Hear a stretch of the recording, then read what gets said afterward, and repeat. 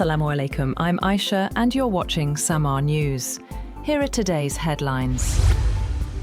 Iran says it has ended its military operations against Israel, but warned that any further Israeli strikes in Lebanon could trigger a stronger response. In a statement carried by Iranian media, the Khatam al-Anbiya central headquarters said its actions were carried out in support of the Lebanese people following Israeli attacks on southern Lebanon and Beirut's southern suburbs.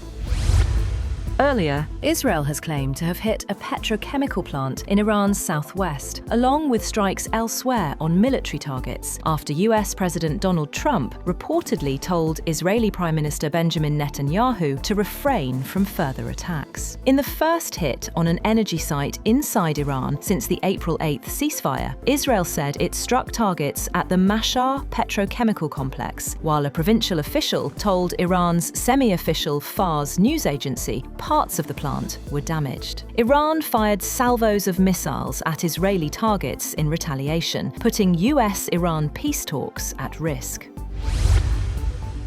Iran has blamed the United States for the latest exchanges of fire with Israel, accusing Washington of bearing responsibility for actions that Tehran says undermine regional peace and security. Iranian Foreign Ministry spokesman Esmail Baghai said the recent escalation risks further damaging an already fragile diplomatic process between Tehran and Washington. Baghai also said Pakistan's mediation efforts remain part of ongoing indirect contacts with the United States, while warning that Iran would respond to any measures taken against it at this week's meeting of the International Atomic Energy Agency Board of Governors.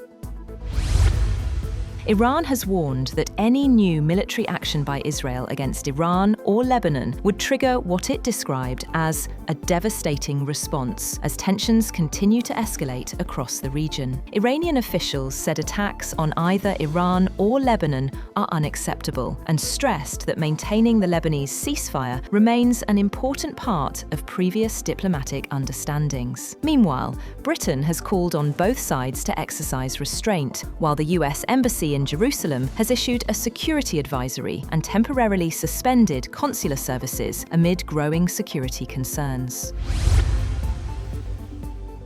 Iranian Foreign Minister Abbas Araghchi has held a telephone conversation with Pakistan's Field Marshal Asim Munir to discuss the latest regional security situation and matters of mutual interest. The call comes amid heightened tensions between Iran and Israel following a fresh exchange of attacks between the two countries. Iranian officials say Araghchi has also been in contact with senior diplomats from Turkey, Saudi Arabia, Qatar, Britain and France, as part of ongoing diplomatic efforts focused on de-escalation and regional stability. Chinese President Xi Jinping has said that relations between China and the Democratic People's Republic of Korea have entered a new historical phase as he began a two-day state visit to Pyongyang. During talks with North Korean leader Kim Jong-un, both sides pledged to strengthen high-level exchanges, deepen strategic cooperation, and expand economic and people-to-people ties. The visit marks Xi's first trip to North Korea in 7 years and coincides with the 65th anniversary of the China-Deparque Treaty of Friendship, Cooperation and Mutual Assistance.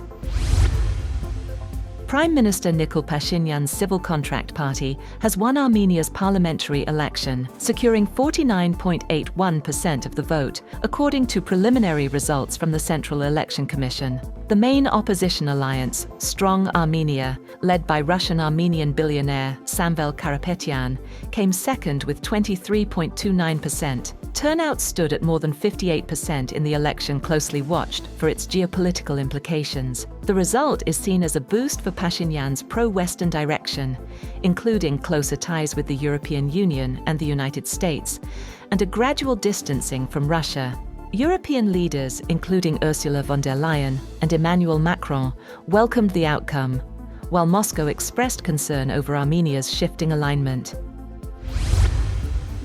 The death toll from a powerful 7.8 magnitude earthquake off the southern Philippine island of Mindanao has risen to at least 32, with more than 130 people injured. Authorities have intensified search and rescue operations as emergency teams respond to building collapses, landslides, and widespread damage. The quake struck off the coast of Sarangani province and triggered tsunami warnings across parts of the region before they were later lifted. That's all for now. For more updates, visit www.samaa.tv. Thank you for watching Samaa News.